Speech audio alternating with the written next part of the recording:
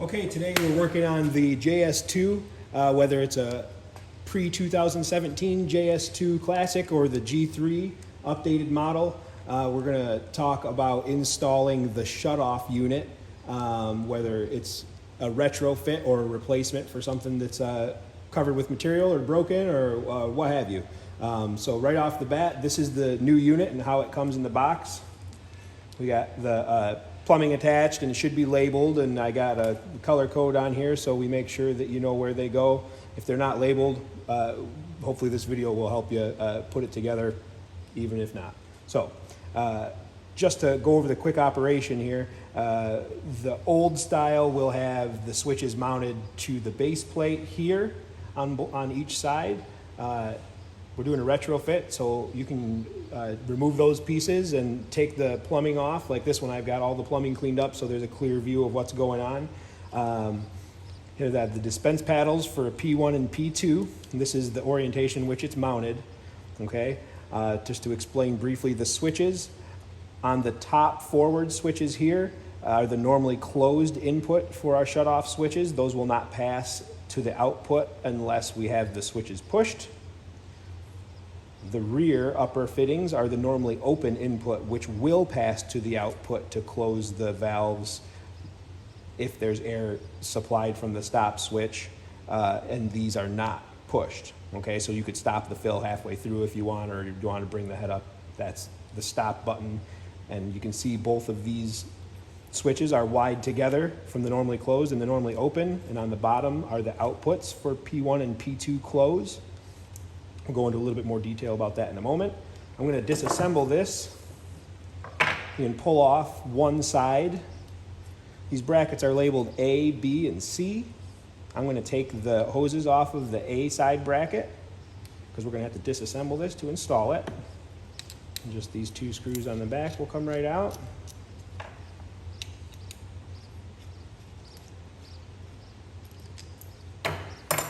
I'm holding it up, so I don't want it to fall, but you can be more careful. There's a pivot rod that these switches slide on, and when those screws are removed, that whole rod and paddle assembly will come apart as such, okay? You can see the rod moves freely between the paddles, and there's a little spacer that we want to make sure is installed if this all comes apart for whatever reason, and that's just to keep the paddles from catching on each other as they move, okay? I'm going to take the B-side bracket with the switch and everything mounted, and just so you see, you don't have to take any of this other stuff off of the upright. We use and send these with spin-in T-nuts. So I'm going to put this around the front so the hoses don't get tangled. Put it around the front of the machine. And with a little guidance, those slide-in T-nuts will engage in the slots very quickly, and we just give them a spin and just a little snug so it's not going anywhere for us. And I'm going to take my A bracket with the switch and hoses still attached. I'm going to go ahead and hook up the hoses from the Y front to front. On this one I've got them marked blue. And rear to rear on the normally open, I've got marked pink on this one. Okay, and after we get our hoses hooked up there, we can take our paddle assembly with the rod intact. I'm just going to slide one end of the rod into the recess on the B bracket, and then you can see the recess in the A bracket will accept the other end of the rod. And then you can just start our screws by hand.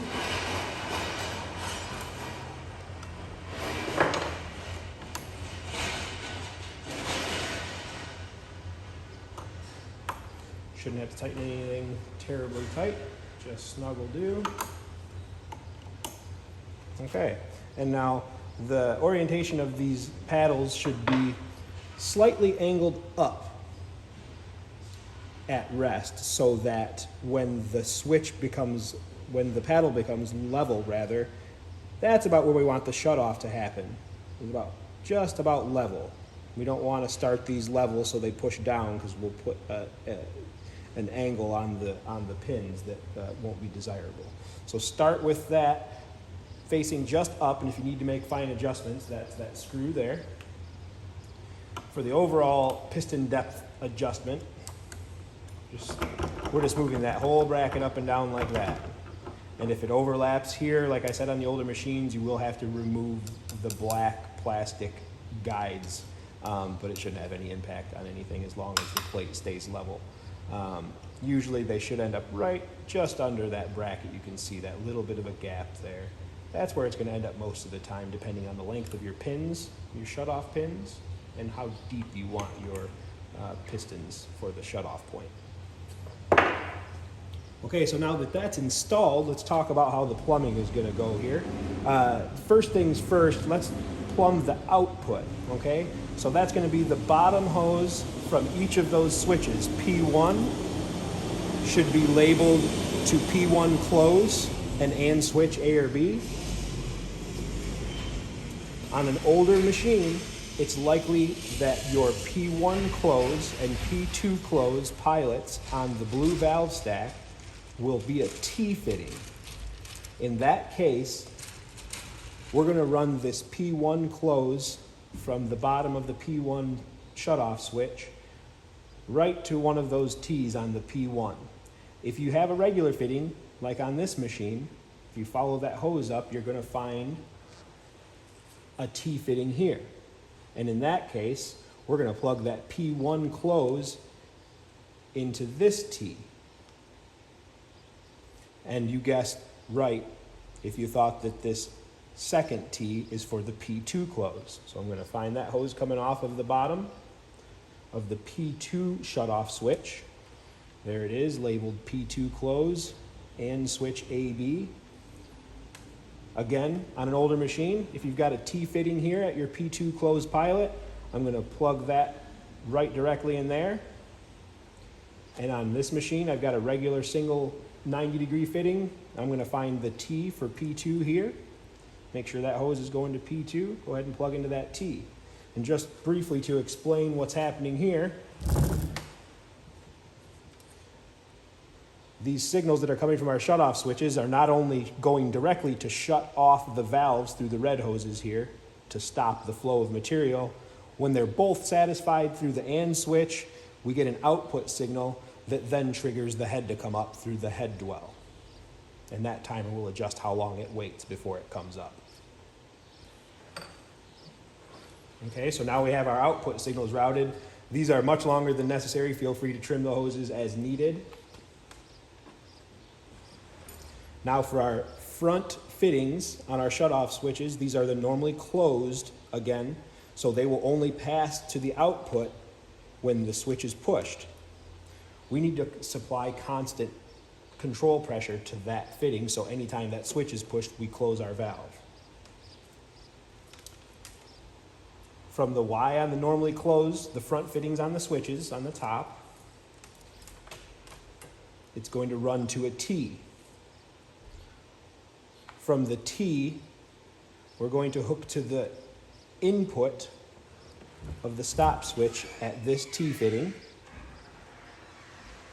And that also supplies pressure to the input number 1 here on the green palm button. So both of our palm buttons are supplied, and off the other side of that T, we're supplying to our normally closed at the shutoff switches. This is the supply hose, which is going to run to the fitting at the end of the valve stack opposite the air input. Okay? Right now I already have a hose coming off of that fitting, so whether it's like this and it's a vertically mounted, or it's down low horizontal or up high horizontal, that fitting at the opposite end of the regulator on that blue valve stack is going to be the supply for our control. And in a moment I'm going to show you how we regulate that on the retrofitted machines. If you have a hose going straight from this T, coming from our supply at the back of the valve stack, you can hook this hose directly in there. On some machines, you may find a Y fitting.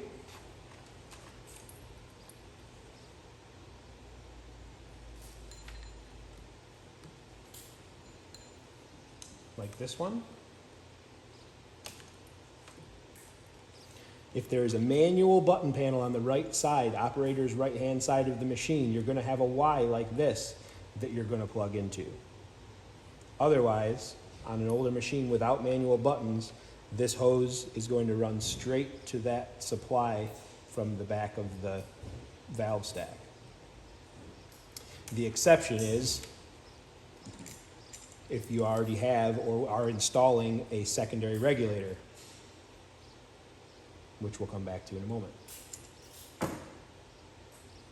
So again, our normally closed Y from the front of our shutoff switches is from our supply from the valve stack and tees to the input, which is number 1 on both of these palm buttons teed off here from the stop switch. Okay. For now, I'm going to use the hose that I already have coming from my valve stack control output to demonstrate that. And now for our normally open,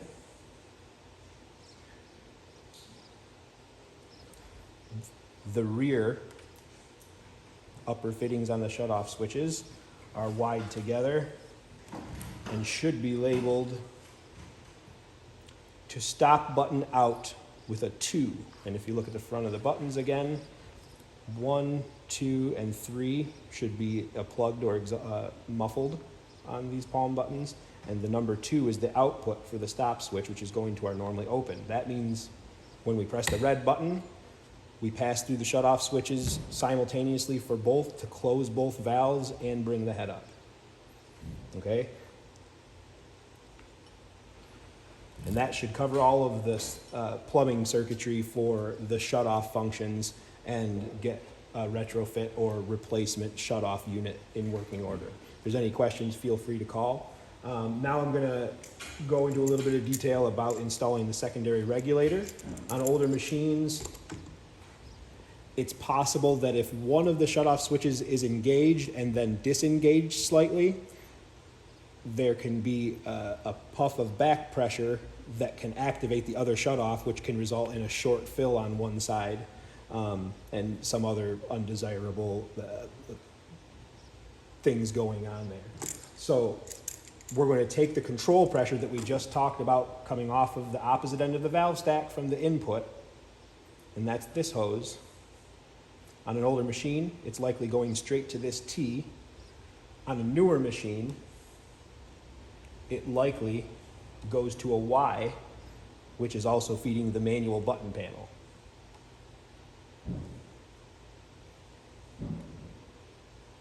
In which case, it would look like this. And again, this is coming from the normally, this is the T from the normally closed and control supply circuit. So in this event, we're coming straight off of the valve stack output for the control fitting into the Y, which feeds the manual buttons on the right side of the machine. They look like this. So one of the Ys goes to the manual buttons and the other Y goes down to feed power to our stop, start switches and shut-off switches.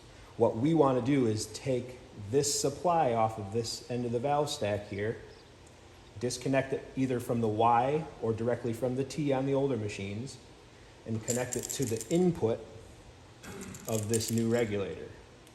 And that's going to take our 80 psi down to 40 psi, which we're going to set on here, and that will lower the pressure for all of our control side functions.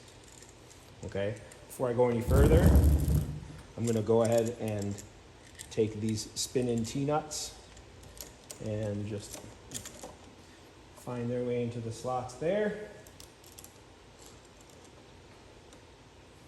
And just snug those into place.